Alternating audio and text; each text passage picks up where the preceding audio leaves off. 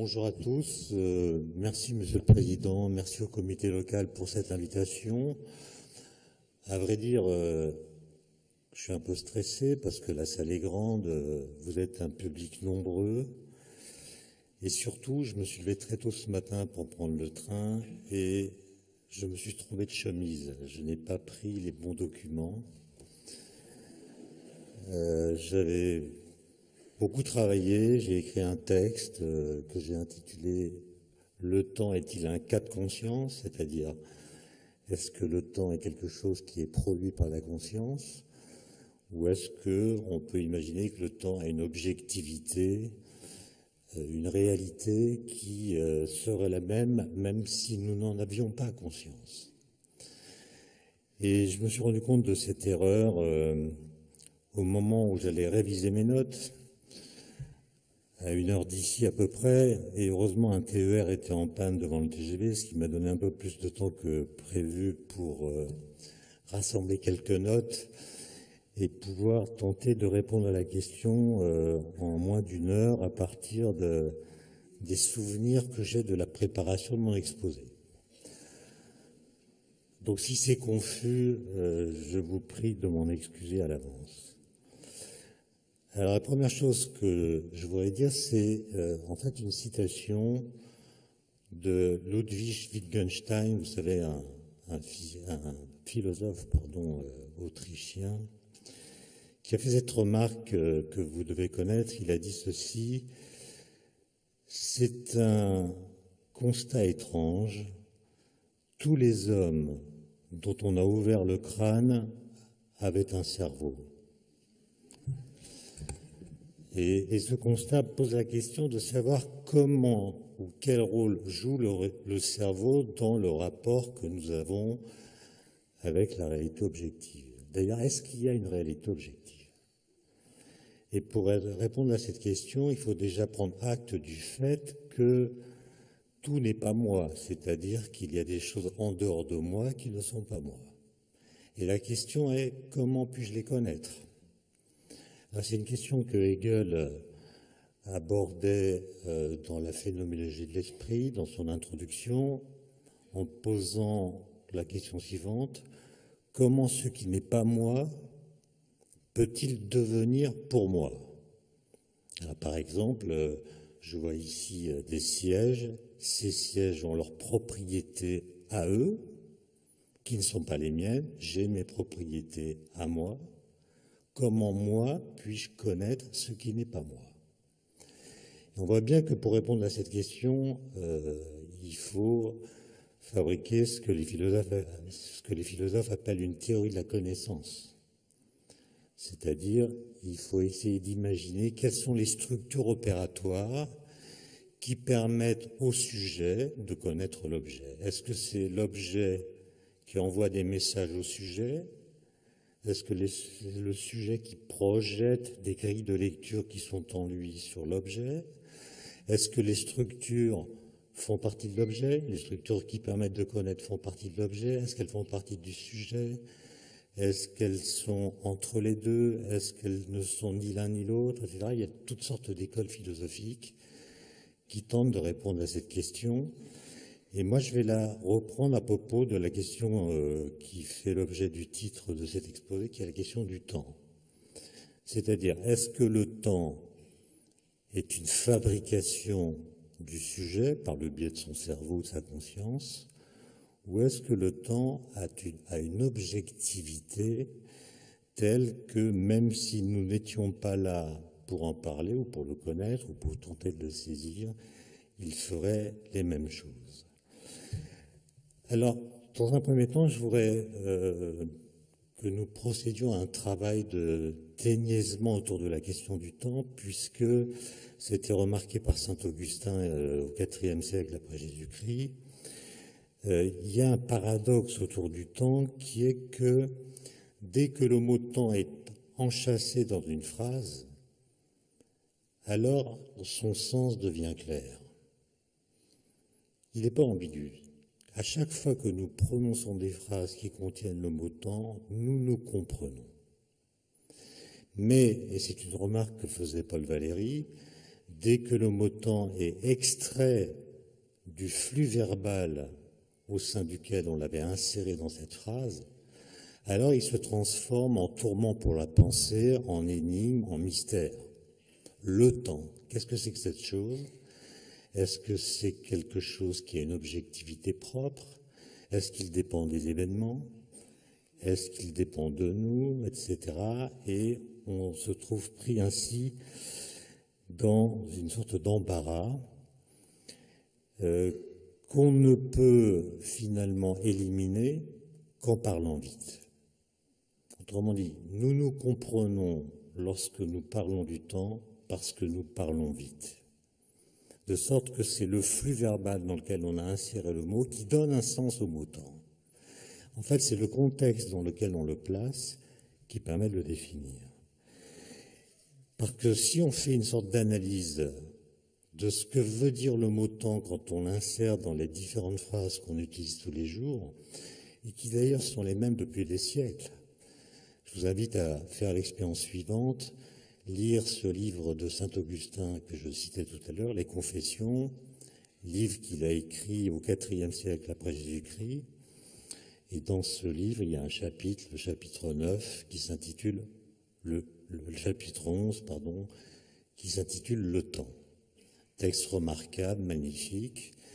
Et si vous le lisez en 2016, vous constaterez que vous comprenez parfaitement ce que dit Saint-Augustin.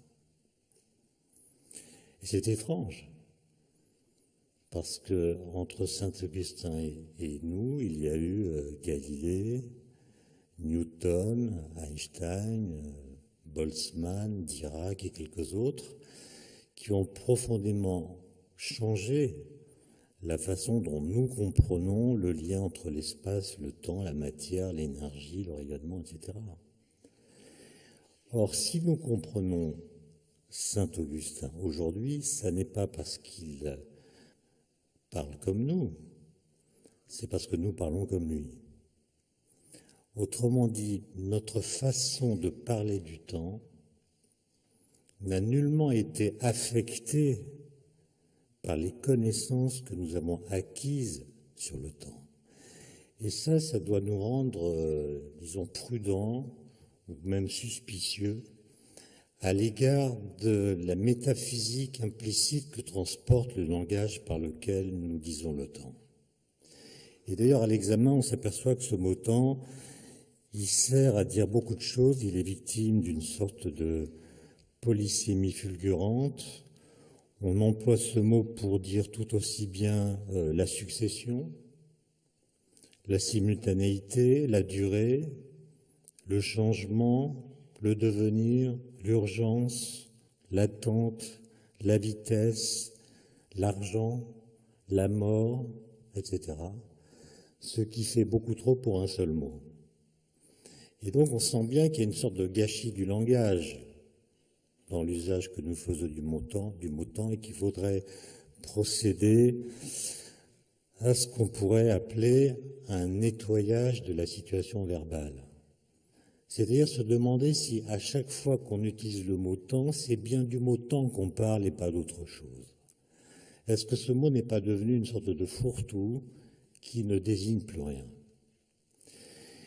Et moi, je fais partie des physiciens qui prennent acte d'une sorte d'efficacité opératoire de la physique.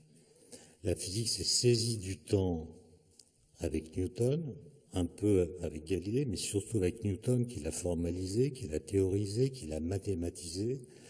Et depuis cette date, la physique est une science, vous le savez, qui est assez puissante. Et sa puissance, d'ailleurs, ne cesse de se renforcer. Vous avez entendu parler il y a un mois de la détection des ondes gravitationnelles, qui avait été prédite par Einstein il y a un siècle exactement. Bon, elles ont été prédites dans un cadre qui est ce qu'on appelle la théorie de la relativité générale, qui est une théorie de la gravitation qu'Einstein a mise sur pied en 1915, donc il y a un peu plus d'un siècle. Et cette théorie de la gravitation a été bâtie à un moment où les physiciens ne connaissaient rien sur l'univers. On ne savait pas s'il y avait d'autres galaxies, on ne savait pas que l'univers était en expansion, on ne savait pas comment fonctionnaient les étoiles, on ne connaissait pas les interactions nucléaires qui sont responsables justement de l'énergie qu'elles émettent. On ne savait rien. Et un siècle plus tard, ces équations qui ont été écrites il y a un siècle sont toujours les mêmes, alors même que nous avons acquis toutes sortes de nouvelles informations, fait des milliers de découvertes, sans que ces découvertes modifient le cadre conceptuel qui permet de comprendre la cosmologie. De la même façon, il y a 3 ans, vous vous souvenez qu'on a annoncé la découverte du boson de Higgs, une particule qui est responsable de la masse des particules élémentaires. C'est une sorte de champ quantique associé à ces particules. Et vous savez peut-être qu'en physique relativiste, celle d'Einstein, un observateur n'est doté d'un temps propre que si sa masse est non nulle. Et donc, ce champ, ce boson de Higgs qui donne sa masse aux particules élémentaires, leur a donné à ces particules la masse qui leur permet d'avoir un temps propre. Et donc, ça veut dire que cette découverte démontre même que nous avons compris des choses très importantes à propos du temps en physique.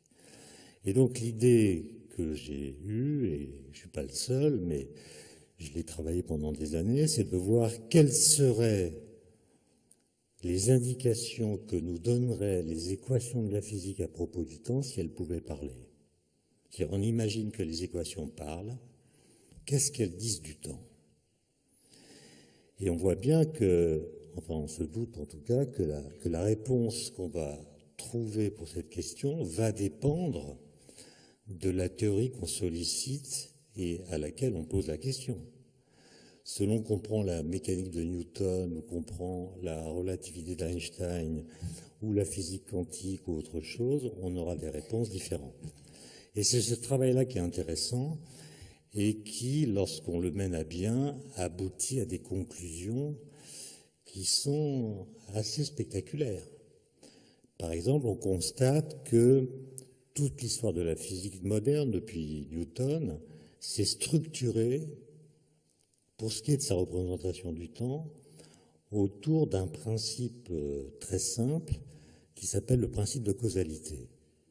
Alors, l'énoncé classique du principe de causalité nous invite à le résumer de la façon suivante. Tout événement qui se produit est l'effet d'une cause qui le précédait. Rien n'advient sans cause, et il y a toujours une relation d'antériorité entre la cause et l'effet.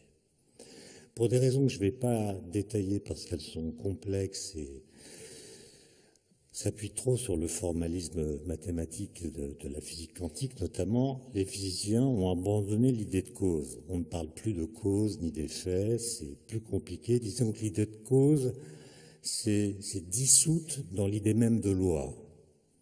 Une loi physique ne dit pas ce qui est l'effet, ce qui est la cause, elle dit comment les choses se calculent et comment elles se passent.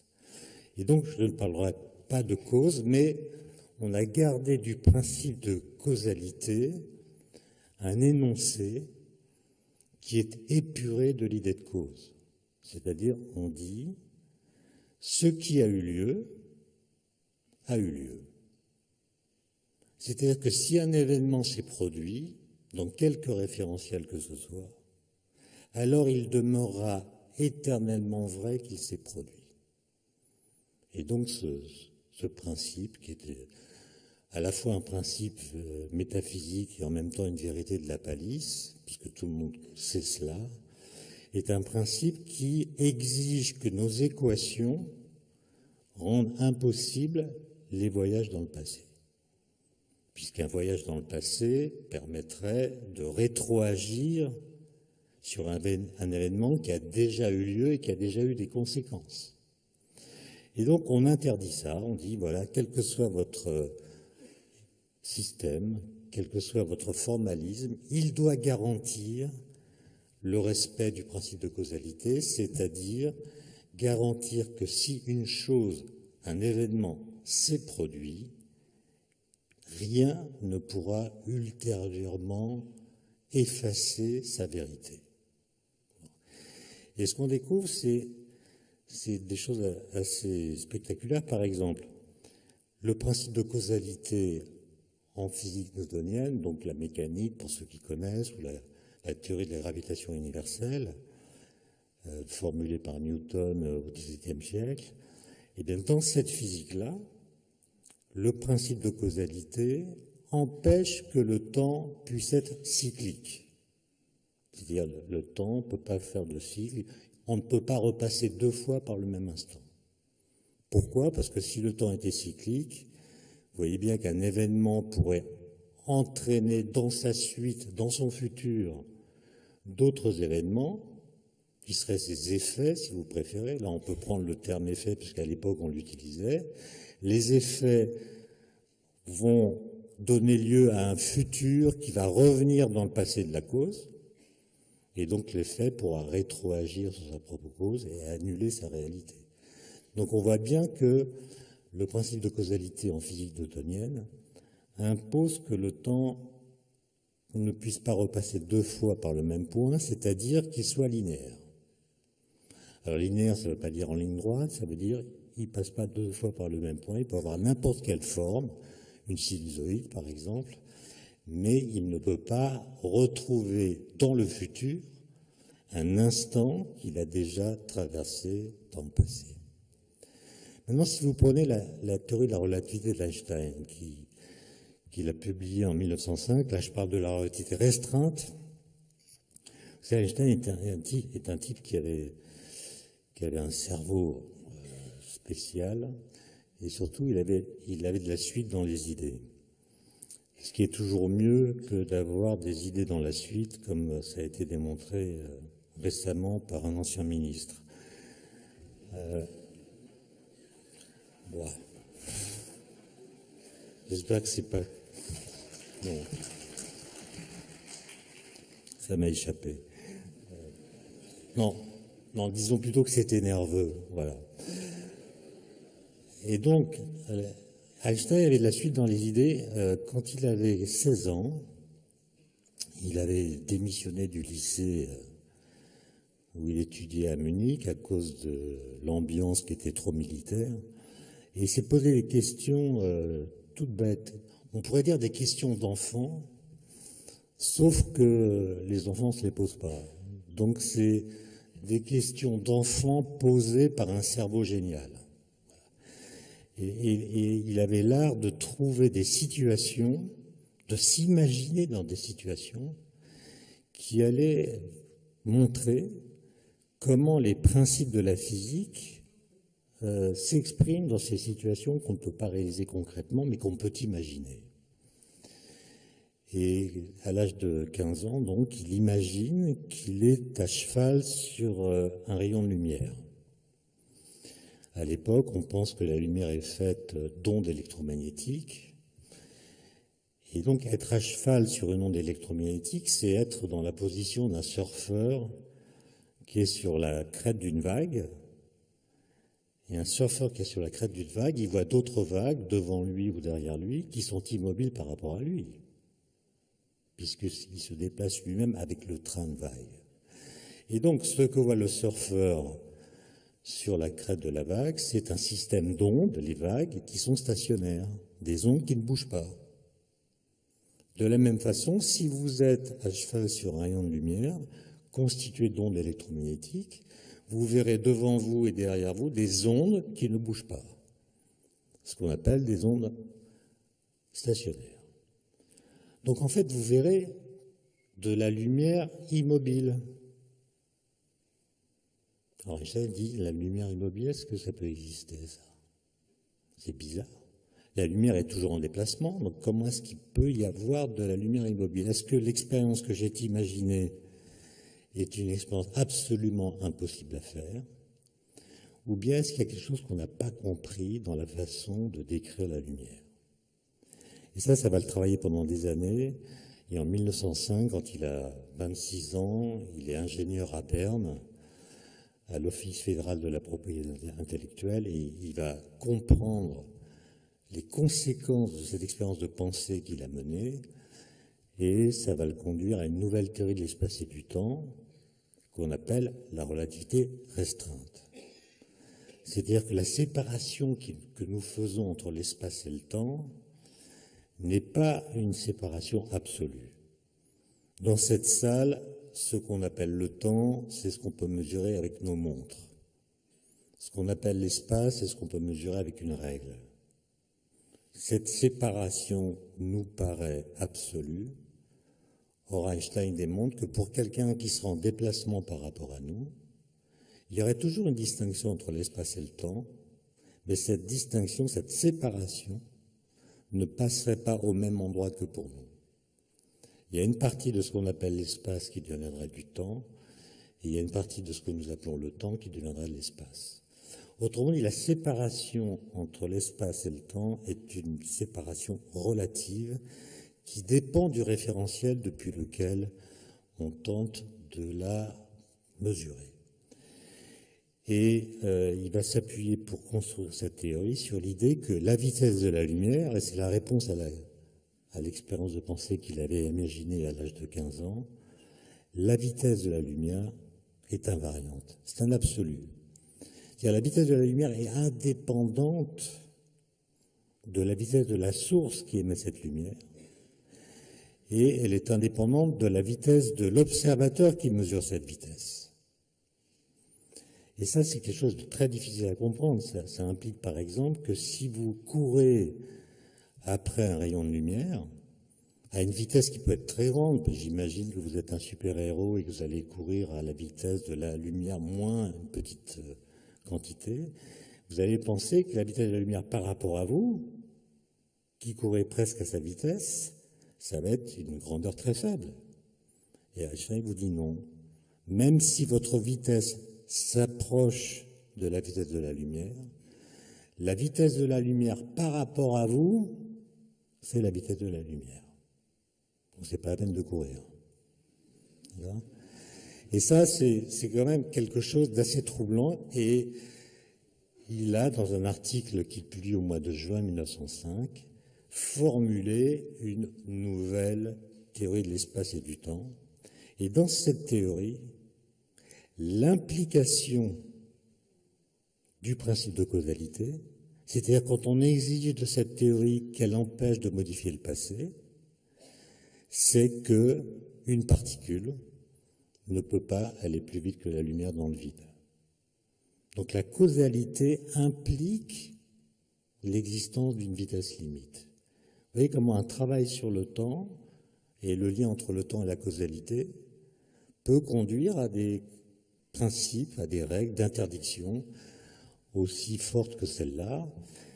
Et un peu plus tard, je ne vais pas vous faire toute l'histoire du XXe siècle, ce sera un peu long, surtout pour la physique, mais on a fait la physique des particules. Et on a compris que les particules sont des objets qui vont très vite, qui peuvent en tout cas aller très vite, presque à la vitesse de la lumière, et qui sont très petits, et étant très petits, ils sont redevables d'une nouvelle physique qu'on appelle la physique quantique.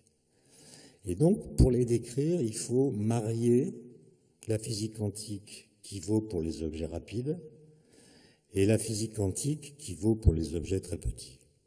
Les particules étant très véloces et petites, elles sont quantiques et relativistes. Comment les décrire? Et un physicien a trouvé la bonne équation, il s'appelle Paul Dirac, et il a montré en 1930 que l'implication du principe de causalité, c'est-à-dire la prise en compte dans ce nouveau contexte qu'on ne peut pas voyager dans le passé, implique l'existence de particules qu'on ne connaît pas, de même masse que celles que nous connaissons, mais de charges électriques opposées. C'est ce qu'on appelle les antiparticules, l'antimatière. Vous voyez que là, on a une situation extraordinaire qui correspond à une sorte de découverte philosophique négative, où la physique produit un résultat qui vient changer la façon philosophique de poser certaines questions. Au lieu d'imaginer que la causalité, c'est quelque chose que produit notre environnement, eh bien, on a l'impression que la nature, si on peut utiliser ce mot, en tient compte, puisqu'elle contient des antiparticules, ou du moins contient la possibilité que nous produisions des antiparticules. Et quelques années plus tard, quelques mois plus tard, même ça a été très rapide, on a découvert dans le rayonnement cosmique l'antiparticule de l'électron qu'on appelle le positron. Et donc la causalité semble être quelque chose d'extrêmement structurant pour les équations de la physique, et on pourrait aller encore plus loin et imaginer toutes les conséquences que cela peut avoir. Et par exemple, on découvrirait alors que pour les physiciens, le temps n'est pas la même chose que le devenir, que le changement. Ce qui d'ailleurs contredit notre façon de parler du temps. Très souvent on dit quand plus rien ne se passe, le temps s'arrête. La physique vient vous dire non, le temps c'est ce qui passe quand rien ne se passe. C'est-à-dire que rien ne peut affecter son cours, pas même l'immobilité de toute chose. Et pour illustrer cette différence que la physique fait entre ce qu'on appelle nous le cours du temps et puis la flèche du temps qui est autre chose, le cours du temps c'est le fait que, je l'ai dit tout à l'heure, vous ne pouvez pas repasser dans le futur au travers d'un instant que vous avez traversé dans le passé. La flèche du temps, c'est pas une propriété du temps, c'est une propriété qu'ont ou n'ont pas les systèmes physiques. Par exemple, si vous mettez du lait dans votre café, ça fait du café au lait. Et la physique vous dit que vous ne retrouverez jamais dans le futur l'état initial, c'est-à-dire du café d'un côté et du lait de l'autre. Autrement dit, il y a une irréversibilité du processus qui advient. Et ce qu'on appelle la flèche du temps, c'est l'impossibilité qu'a votre système de retrouver dans le futur l'état qu'il a connu dans son passé. Et vous voyez que la flèche du temps, elle concerne, c'est le vrai devenir, c'est-à-dire ça concerne l'irréversibilité des phénomènes qu'il faut distinguer de l'irréversibilité du temps même, qui est l'impossibilité de retrouver dans le futur un instant qu'on a déjà traversé dans le passé. Peut-être certains d'entre vous connaissent-ils l'œuvre d'un peintre polonais qui est mort il y a quelques années, qui s'appelait Roman Opalka. J'ai eu la chance de le rencontrer et j'ai pu voir que sa production artistique est une illustration de ce que je viens de dire. Vous savez, à partir de 1964, il vivait à Varsovie, il avait rendez-vous avec sa femme, c'était l'époque où il n'y avait pas de téléphone portable. Elle est en retard et en l'attendant, il ressent ce qu'il appelle la compacité du temps. C'est-à-dire il comprend que le temps se déploie d'une façon sur laquelle nous ne pouvons pas agir. Si un événement doit avoir lieu dans le futur, tant qu'il n'a pas eu lieu, on ne peut que l'attendre. Et ce n'est pas le fait de le désirer davantage qui va précipiter son advenu, c'est même le contraire. Et cette remarque toute simple que chacun d'entre nous peut faire, lui, il va la transformer en obsession. Et à partir de 1964, il va peindre tous les jours sur des tableaux calibrés, avec une peinture blanche sur un fond noir. Il va peindre la suite des nombres entiers. 1, 2, 3, etc. Et il va faire ça pendant 50 ans. Il va arriver jusqu'à 4 millions et quelques. Et à chaque fois qu'il a terminé un tableau, il se prend en photo. Il se prend en photo dans la même tenue, avec le même éclairage, le même appareil, etc. Et il produit ainsi une œuvre dans laquelle il intercale les tableaux qui montrent la suite des nombres entiers, son visage, puis un autre tableau, etc. Et donc il produit une œuvre qui sépare le cours du temps de la flèche du temps. Tous les nombres entiers sont différents les uns des autres, mais ils sont tous produits de la même façon, c'est-à-dire en ajoutant une unité au nombre précédent. Et là, on voit le cours du temps. Les nombres entiers sont l'équivalent des instants, qui sont tous différents, mais en même temps sont tous produits de la même façon par le temps. Et puis son visage, à mesure que les années passent, que les tableaux se succèdent, lui se marque de rides, les cheveux blanchissent, etc. Et là, on voit la flèche du temps, c'est-à-dire le fait que le temps en passant accompagne son vieillissement, sans qu'on puisse dire que le temps soit responsable de son vieillissement. C'est pas le passage du temps qui nous fait vieillir. Ce qui nous fait vieillir, c'est ce qui se passe dans le temps. Et donc, voilà, on pourrait continuer comme ça à explorer pendant des heures les implications de l'efficacité de la physique sur la façon de penser le temps. Avec cette idée que la physique serait le monsieur propre du langage et qu'en l'écoutant, alors à la fin, on saurait parler comme il faut du temps. Mais il y a une réserve à cela. C'est-à-dire, vous pourriez me l'objecter. Et cette réserve, c'est finalement, c'est Newton qui a introduit le paramètre T dans les équations de la physique. C'est le premier qui ait utilisé cette variable au sein d'une équation. Et la question est la suivante. Par quel stratagème intellectuel et à partir de quelle conception préalable du temps Newton a-t-il choisi d'appeler temps cette variable t qui n'a aucune des propriétés que nous attribuons au temps? Alors moi je me suis posé cette question il n'y a pas très longtemps, je dois dire, mais j'ai interrogé des historiens et ils ne savent pas. Autrement dit, vous voyez, quand vous avez des équations mathématiques avec des variables, choisir de les nommer en reprenant un mot qui existe déjà dans le langage, c'est laisser entendre que cette chose qui est présente dans le langage se retrouve telle qu'elle dans les équations. Autrement, pour dire que cette variable, c'est le temps, il faut d'une certaine façon déjà savoir ce qu'est le temps avant même d'avoir les équations. Autrement dit, il faut projeter une image que l'on a du temps dans la façon de le nommer. Et donc la question, c'est quelle est l'image qu'avait Newton? Et il aurait très bien pu dire, cette variable t qui apparaît dans mes équations, c'est tout à fait autre chose que le temps. Il aurait pu l'appeler truc, ou trick en anglais. D'accord?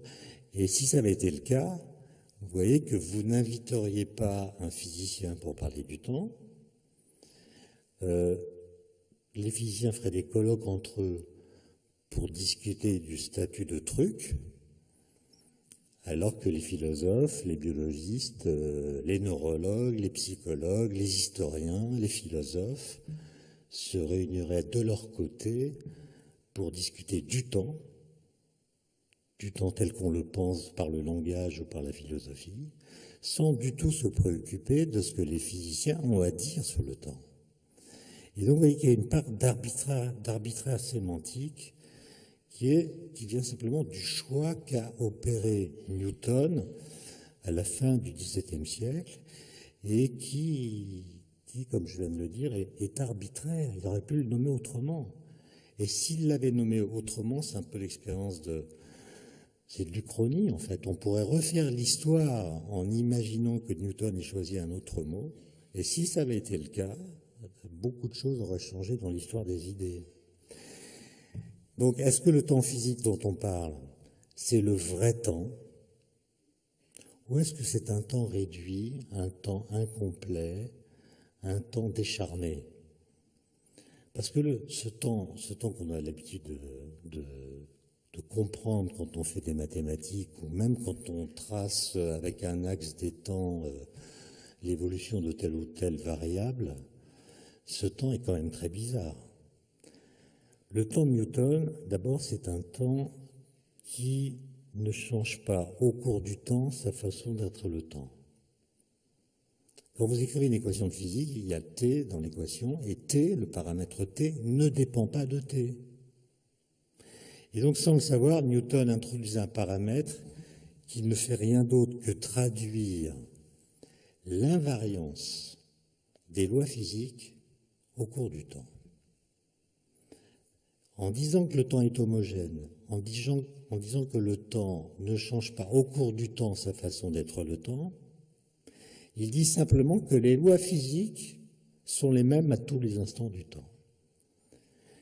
C'est une idée dont il n'avait pas conscience, mais que vous, sans doute, vous avez pleinement en tête, puisque si demain matin, le four à micro-ondes qui est chez vous et qui fonctionnait bien ce matin ne marche pas lorsque vous appuierez sur le bouton, vous direz aussitôt, tiens, le four à micro-ondes est tombé en panne. Tout le monde va dire ça. Et en disant cette phrase, le four à micro-ondes est tombé en panne, en fait, vous excluez une autre possibilité qui ne vous vient pas à l'esprit, c'est que les équations de Maxwell que les ingénieurs ont utilisées pour dessiner ce four à micro-ondes aient pu changer au cours de la nuit. Ça, c'est une idée qui ne vient jamais à personne. C'est-à-dire que vous aussi, vous postulez que les lois physiques sont invariantes au cours du temps, c'est-à-dire qu'elles ne changent pas à mesure que le temps passe. Okay. D'ailleurs, ça, c'est quelque chose qu'on utilise, nous, de façon quotidienne, puisque, comme vous le savez, l'univers est en expansion, il évolue, les températures baissent, etc. Et comment faire pour connaître l'univers primordial, l'univers d'après le Big Bang? Il n'y a aucun moyen, parce qu'on n'y est plus. Cet univers appartient au passé. En plus, c'est une zone, une période dans laquelle il n'y a pas d'émission de lumière. Donc même l'astrophysique n'a pas accès aux premières phases de l'univers. Et la seule façon qu'on a de comprendre ce qui s'est passé, c'est de jouer sur cette invariance des lois en disant, mais finalement, l'univers était plus chaud, plus dense, la matière était plus concentrée dans le passé. Si on fait une collision de particules à haute énergie, comme au CERN, à Genève, on va recréer dans un petit volume d'espace-temps, donc pendant un temps très court, les conditions physiques de l'univers primordial. Très forte température, très forte densité. Et comme les lois physiques n'ont pas changé, nous verrons se produire dans le présent les phénomènes qui s'étaient déroulés dans le passé. C'est pas une machine à remonter dans le temps. C'est juste une expérience qui permet à l'univers présent, localement, de vivre une cure de jouvence. C'est-à-dire, il revit des phénomènes qu'il avait déjà vécus il y a 13,7 milliards d'années. Et c'est comme ça qu'on a découvert le boson de Higgs. Le boson de Higgs n'est pas une particule qui existe dans l'univers, il n'y en a plus, mais on a utilisé le fait que l'univers contient la possibilité permanente de le recréer, pour autant qu'on lui donne l'énergie qui lui manque. Et donc, cette invariance des lois physiques, c'est la sonde que nous utilisons pour connaître l'univers primordial. Bon. Simplement, ce temps newtonien, vous voyez, il ne ressemble pas du tout à ce qu'on raconte sur le temps. Et puis surtout, il ne dit pas quel est le moteur du temps. C'est-à-dire, quelle est cette force bizarre qui garantit le renouvellement de l'instant présent? L'instant présent est ambigu parce qu'à la fois il est en train de disparaître dès qu'il apparaît, mais dès qu'il disparaît, il est remplacé par un autre. Donc il y a toujours du présent qui est présent, c'est sa définition, mais c'est jamais le même. Quel est le moteur de ce renouvellement? On pourrait dire d'ailleurs que le temps, c'est cette chose qui renouvelle l'instant présent. On pourrait définir le temps comme étant ce moteur-là.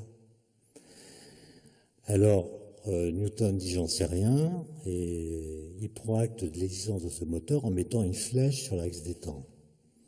L'axe des temps qu'on utilise, cette droite sur laquelle on met une petite flèche, la flèche est là pour dire, tiens, si vous êtes présent à l'instant T, vous ne pouvez pas y demeurer présent. Vous ne pouvez pas rester présent au même instant présent, vous êtes obligé de suivre le cours du temps. D'accord ? C'est la grande différence entre le temps et l'espace. Vous pouvez choisir votre position dans l'espace, vous pouvez aller quelque part puis revenir là où vous étiez, alors que les déplacements dans l'axe des temps sont impossibles. Donc le temps est la marque de notre emprisonnement, alors que l'espace est la marque de notre liberté, d'une certaine façon. Et donc la question, c'est qu'est-ce qui nous emprisonne dans le présent? Et qu'est-ce qui fait que ce présent est doué d'une certaine motricité, puisqu'il ne reste pas à la même position? Et ça, c'est une question, et j'en viens à mon sujet, la conscience. C'est que, vous voyez, c'est compliqué, parce que avoir conscience du temps, c'est d'une part avoir conscience qu'il est fait d'instants qui se succèdent.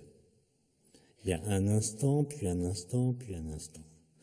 Mais avoir conscience du temps, c'est d'une part procéder à cette analyse, au sens propre du terme, c'est-à-dire on analyse le cours du temps, il y a un instant, puis un instant, et un instant, mais c'est aussi comprendre que ces instants successifs font partie d'une même série. C'est pas un instant, puis un instant, puis un instant, c'est un premier instant, puis un deuxième, puis un troisième, etc. Autrement dit, pour avoir l'idée d'un cours du temps, il faut avoir l'idée d'un continuum. Et c'est là que la conscience intervient. Parce que la conscience, c'est la grande thèse de Husserl et des phénoménologues, la conscience fait cohabiter dans son propre champ des instants successifs qui ne peuvent pas coexister. Puisque pour le temps physique, il ne peut pas y avoir deux instants en même temps. Tout instant qui se présente chasse le précédent, donc ils ne peuvent pas coexister. Alors que la conscience, elle fait un travail d'intégration, comme je le disais, des différents instants. Je crois même, vous savez ça mieux que moi, mais je crois que, par exemple, si je bouge mon doigt devant mes yeux, je vais voir l'intégralité de la trajectoire. Je vais voir tous les points qu'a parcouru mon doigt dans l'espace. Ça veut dire que ma vision est capable de voir des positions comme si elles étaient synchrones, alors qu'en fait, elles se sont déployées selon une série temporelle par laquelle toute position étant abandonnée laisse place à une autre position qui est différente. Ce que je ne perçois pas, je perçois l'intégrale. Cela veut dire que pour avoir conscience de l'existence d'un cours du temps, il faut une intervention de la conscience. Descartes lui-même l'avait déjà remarqué, vous savez, c'est l'anecdote qu'il raconte dans la 7e métaphysique, je crois, l'anecdote du père Bourdin.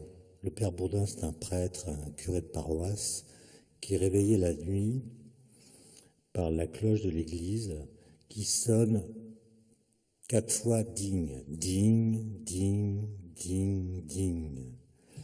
Et le curé est affolé, il se dit, tiens, la cloche a sonné 4 fois 1 heure. D'accord ? Il n'a pas intégré. Il n'a pas intégré qu'elle sonnait en fait 4 heures. Donc, on fait la même chose avec les instants. On est capable d'intégrer. Et c'est la conscience qui intègre. Puisque la conscience, je répète, c'est le point crucial. La conscience fait coexister dans son champ des instants dont la physique nous dit qu'ils ne peuvent pas coexister. Et dès que vous avez ça en tête, la façon dont nous représentons le cours du temps, la droite omniprésente dans tous les diagrammes, les graphiques, etc., devient un mystère. Ça devient un mystère absolu. D'abord parce que cette droite ne dit pas quel est le moteur de l'écoulement. Elle ne vous dit pas ce qui fait que ça avance. Deuxièmement, quand vous êtes présent à l'instant T sur cette droite, où sont les instants précédents? Est-ce qu'ils sont disparus ou est-ce qu'ils sont encore là? Et les instants du futur, est-ce qu'ils sont déjà là à vous attendre ou est-ce qu'ils ne sont pas encore là? Autrement dit, cette droite, Est-ce que c'est l'intégrale de toutes les positions successives de l'instant présent? Ou bien est-ce que c'est une sorte de chose qui est là de toute éternité que nous parcourons? Alors Einstein s'était posé cette question et il avait défendu la thèse qui est la suivante, c'est la thèse de l'univers bloc. L'univers bloc, c'est l'idée que l'espace-temps existe de toute éternité. C'est comme la scène d'une pièce de théâtre. Cette scène est indépendante de la pièce qui s'y joue. Elle est absolument statique, elle est atemporelle. D'où vient alors que nous avons l'impression que le temps passe? Eh bien, Einstein dit, c'est comme quand vous êtes dans un train. Vous êtes dans un train qui se déplace dans un paysage, dans une campagne, et vous dites, tiens, le paysage défile. C'est un abus de langage.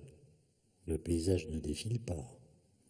C'est votre mouvement dans le paysage qui crée l'impression que vous avez qu'il défile. C'est le mouvement du train dans lequel vous êtes qui crée cette dynamique. Et Einstein pense la même chose pour l'espace-temps. Ce qui crée l'impression que nous avons que le temps passe, c'est notre déplacement sur ce qu'on appelle nos lignes d'univers. C'est notre mouvement dans l'espace-temps qui crée l'impression que le temps passe. Autrement dit, nous sommes les moteurs du temps. C'est nous qui créons la dynamique du passage. Et Einstein, en défendant cette thèse, reprend en fait à sa manière d'autres thèses défendues par très nombreux philosophes qui relient le temps à la conscience. Saint Augustin, que j'ai cité, il dit, dans le livre 11 des Confessions, le temps ne s'écoule que dans l'âme. Il y a un temps du passé, un temps du présent, un temps du futur. C'est l'âme qui est le lieu dans lequel le temps s'écoule. C'est l'âme qui temporalise. Kant va dire la même chose dans la critique de la raison pure. Il explique que notre conscience, notre entendement, notre intuition, il y a plusieurs termes, produit ou contient même une sorte de grille de lecture par laquelle, en la projetant, nous temporalisons les phénomènes.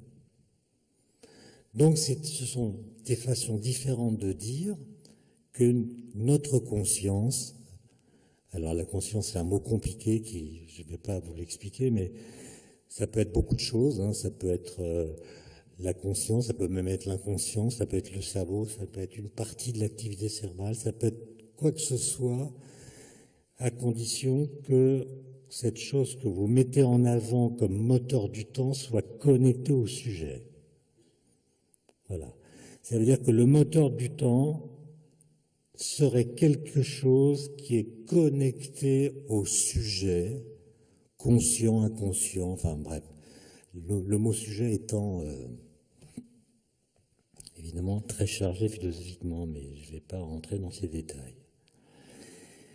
Et je connais beaucoup de gens qui sont persuadés de cela. Il y a énormément de systèmes philosophiques qui défendent cette thèse avec des arguments extrêmement puissants, presque impossibles à réfuter, sauf quand on met en avant le paradoxe suivant. À l'époque de Kant, je ne crois pas qu'on pensait que l'univers n'était apparu que très tardivement dans l'histoire de l'univers. Aujourd'hui, nous le savons. L'homme est là depuis 2 millions, 3 millions d'années maximum. L'univers a au moins 13,7 milliards d'années. Ce qui veut dire qu'il s'est passé énormément de choses, à commencer par la formation de la Terre, du Soleil, du système solaire et de beaucoup d'autres choses, avant nous. On pourrait même dire que l'univers a passé le plus clair de son temps sans nous.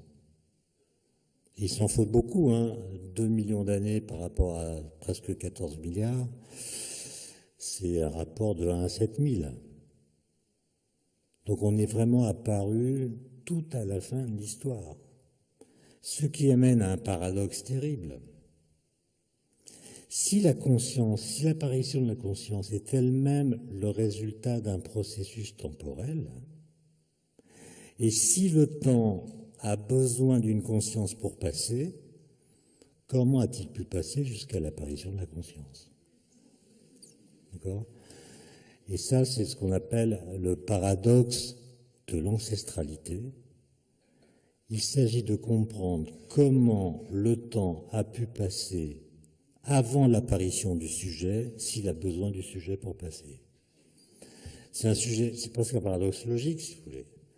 Et à ma connaissance, il n'y a pas vraiment de réfutation autrement que très sophistiquée de ce paradoxe. De sorte qu'on est quand même invité à penser que le moteur du temps est physique.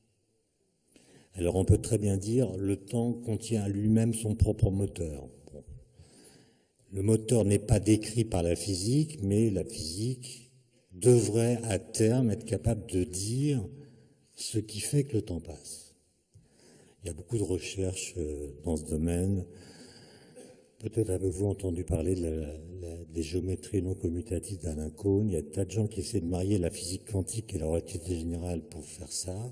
Et ils espèrent qu'à l'issue de leurs travaux, ils seront capables de dire ce qu'est le moteur du temps physique.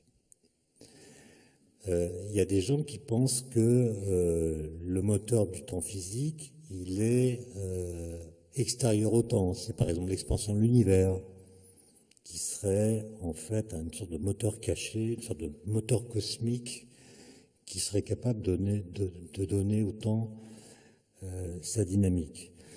Vous avez aussi des gens, peut-être qu'avez-vous des noms en tête, qui écrivent des livres aujourd'hui disant que le temps n'existe pas.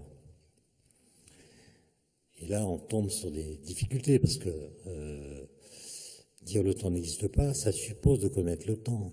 Pour dire qu'une chose n'existe pas, il faut la connaître très exactement pour être sûr qu'elle n'existe pas et qu'aucun de ces avatars n'existe. C'est comme pour démontrer que Dieu n'existe pas, c'est compliqué. Parce que pour dire que Dieu n'existe pas, il faut connaître Dieu. Ce qui est difficile s'il n'existe pas. Donc c'est pareil pour le temps. D'accord. Et donc, quand quelqu'un dit le temps n'existe pas, il faut l'interroger sur qu'est-ce qu'il appelle le temps dans la phrase le temps n'existe pas. Alors si c'est un physicien, il va vous dire le temps n'existe pas parce que le temps de Newton n'existe pas. C'est vrai, le temps de Newton n'existe pas, il est remplacé par le temps d'Einstein. Enfin, plutôt par l'espace-temps. Et puis même, l'espace-temps d'Einstein est difficilement compatible avec la mécanique quantique, donc peut-être que lui-même n'existe pas. Mais c'est pas parce que ces temps qui sont dans les théories sont contredits par d'autres théories qu'on a le droit de dire que le temps dans l'absolu n'existe pas.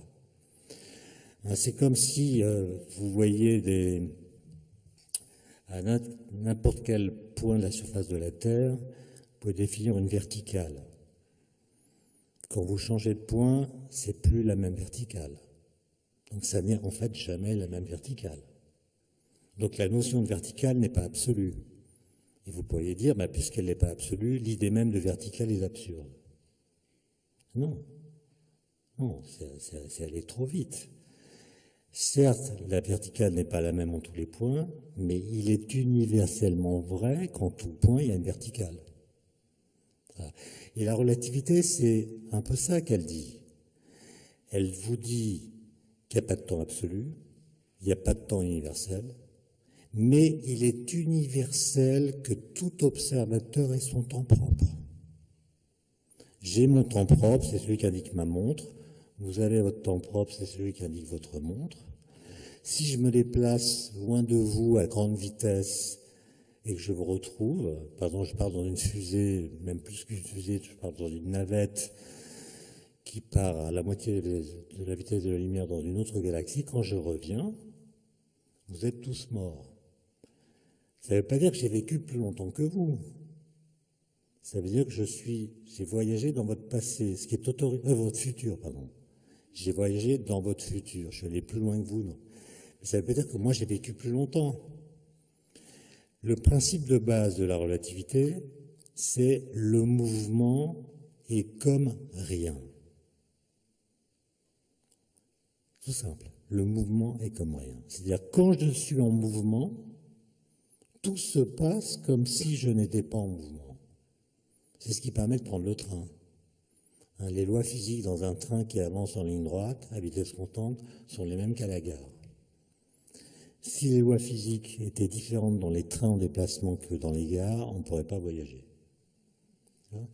Et donc, si moi je m'éloigne de vous, même à très grande vitesse, ça ne changera rien pour moi. Mon rythme cardiaque sera le même, mon espérance de vie sera la même. Vous restant ici, vous aurez le même rythme cardiaque qu'avant, la même espérance de vie. Simplement, mon temps propre, du fait que je me déplace dans l'espace, va se désynchroniser du vôtre. C'est ça la leçon de la relativité. Ça ne veut pas dire que le temps n'existe pas.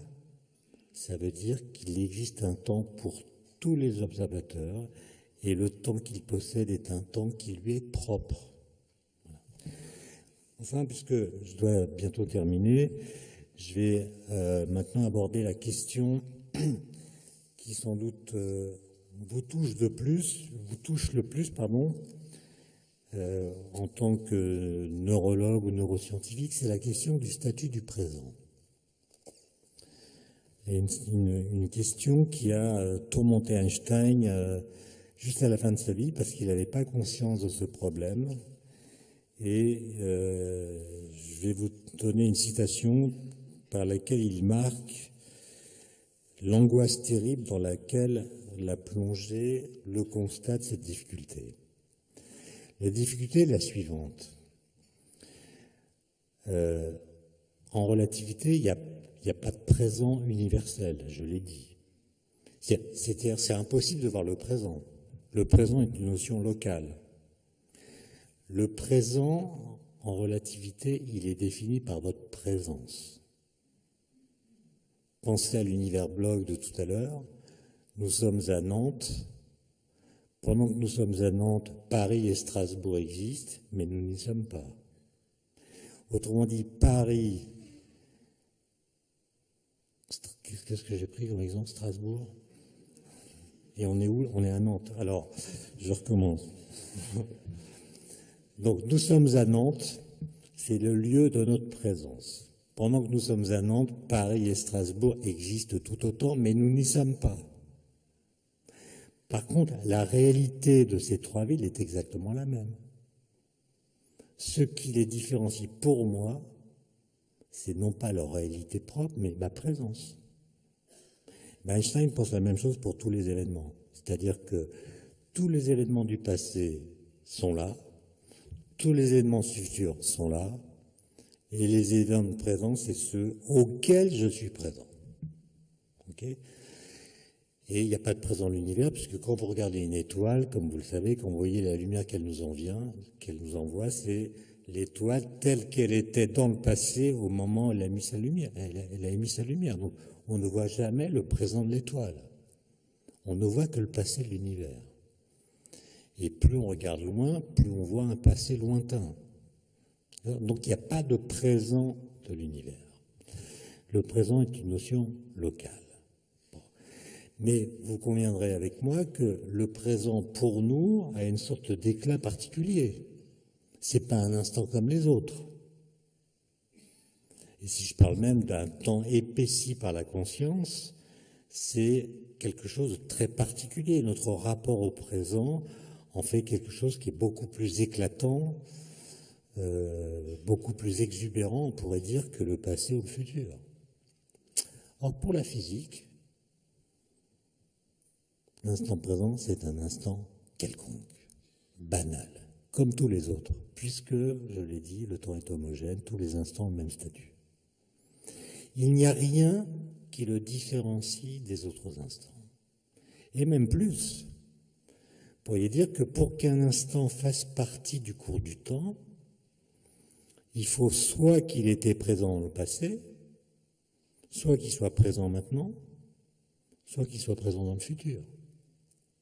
Autrement dit, un instant du temps qui ne passerait jamais par la case présent ne serait pas un instant du temps. Alors, vous voyez que c'est compliqué parce que est-ce que vous avez le droit d'invoquer la notion de présent quand il s'agit d'événements qui sont antérieurs à l'apparition de la vie sur Terre ou de l'homme? Alors, vous voyez, quand vous racontez des histoires temporelles, et toutes les histoires qu'on raconte sont temporelles, il y en a de deux sortes. Il y a celles dans lesquelles on met en avant simplement une chronologie. Il y a eu l'événement A, puis l'événement B. Par exemple, je vais dire, Newton est né avant Einstein. Donc je le mets en avant, j'utilise une relation de chronologie, d'antécédence. Et vous voyez que si je dis cette phrase, la valeur de vérité de ma phrase est indépendante du moment où je la dis. Je peux la dire aujourd'hui, je peux la dire demain, je peux la dire dans 1000 ans. Il demeurera vrai que Newton est né avant Einstein. Et donc quand vous avez dans votre récit une relation chronologique simplement, sa valeur de vérité demeure vraie à n'importe quel moment du futur. Par contre, si dans ma façon de parler d'une expérience temporelle, je fais référence au présent, par exemple, je vais dire « il fait beau aujourd'hui ». Le aujourd'hui renvoie au présent. Je redis la même phrase demain. Bon, j'ai pas regardé la météo, mais il se peut que la phrase devienne fausse. Parce que demain, peut-être qu'il pleuvra. Donc, quand vous faites référence au temps comme étant le lieu d'un passage, la valeur de vérité de votre propos peut changer à mesure que le temps passe.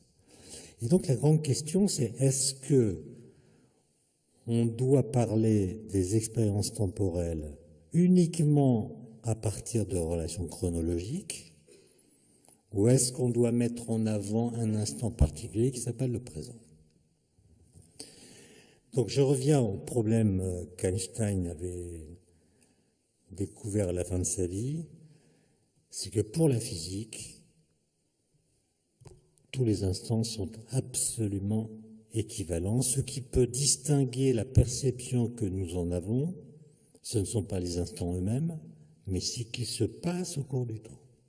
Il peut y avoir des événements marquants, mais le fait que ces événements soient marquants n'affecte en rien le cours du temps même. Et donc, est-ce que c'est la preuve que la physique a raté quelque chose? Le fait qu'elle soit incapable de dire la singularité qu'a pour nous l'instant présent, est-elle la preuve qu'il lui manque quelque chose, qu'elle a encore du travail à faire?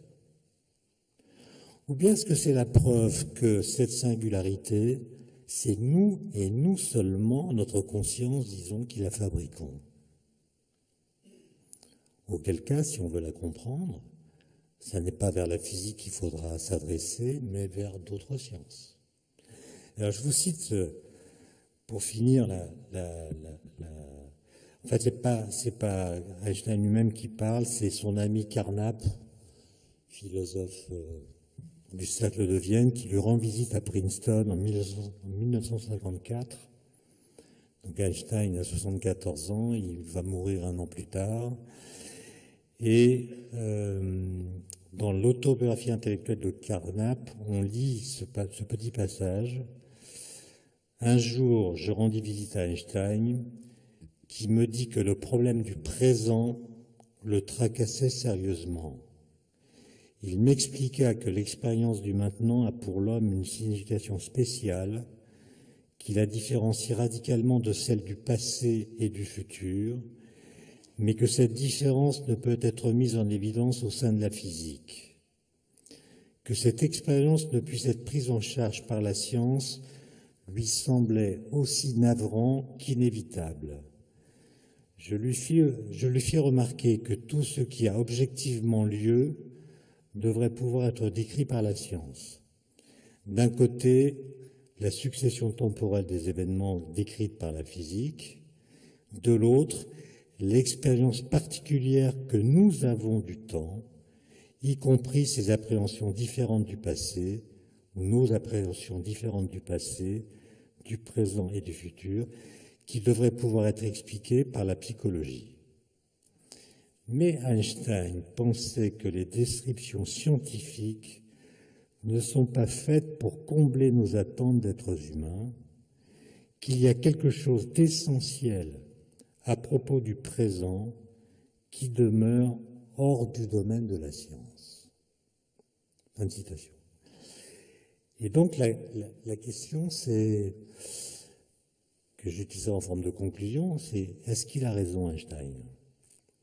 C'est-à-dire la structuration mathématique du temps physique rend équivalent tous les instants, je l'ai dit, mais il reste à comprendre la singularité qu'a pour chacun d'entre nous chaque instant présent.